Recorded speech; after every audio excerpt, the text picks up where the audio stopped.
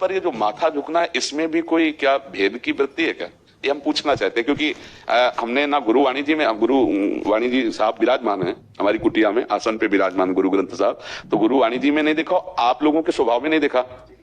जैसे बहुत अच्छे संत हैं, श्री जो ज्ञानी सिंह जी आए, क्योंकि साधुता का परिचय उसके व्यवहार से होता है, व्यवहार और वाणी। अच्छा, जो जितना महान होगा उतने उसको झुकना आता है।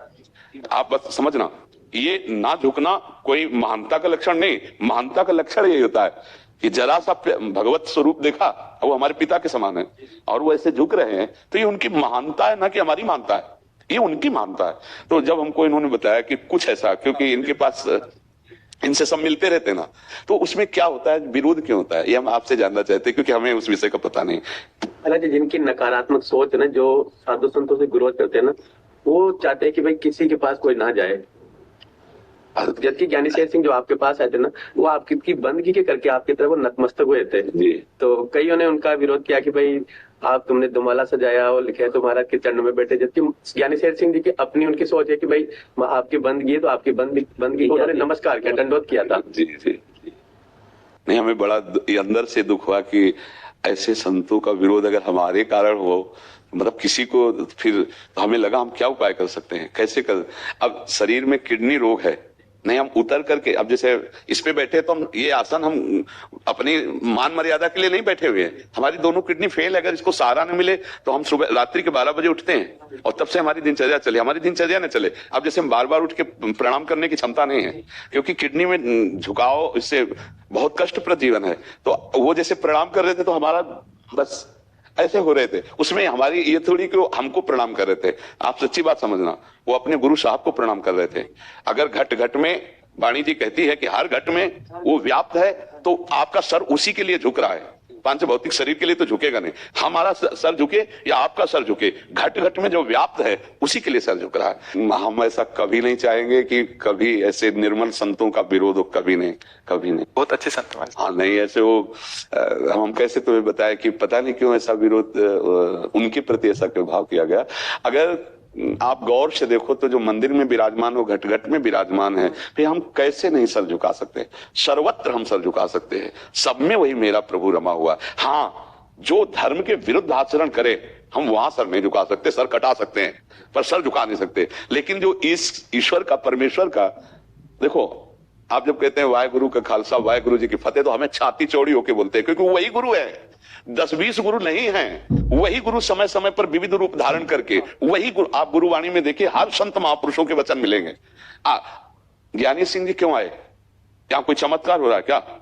केवल गुरुवाणी से मिलती हुई बात सुन करके आए। आप समझना कि इनकी बात गुरुवाणी से मिल रही, जो हम संस्कृत में बोल रहे हैं, जो हम धर्म ग्रंथों से बोल रहे हैं, वही गुरुवाणी में लिखा हुआ है। उसी बात को नमस्कार किए हैं, वो किसी व्यक्ति को नमस्कार नहीं किए, उसी को नमस्कार किए हैं। और जब सच्चा संत वही है जो हर जगह अपने परमेश्वर को देखता है, घट घट में अपने गुरु को देखता है, तभी तो सच्चाई आती है।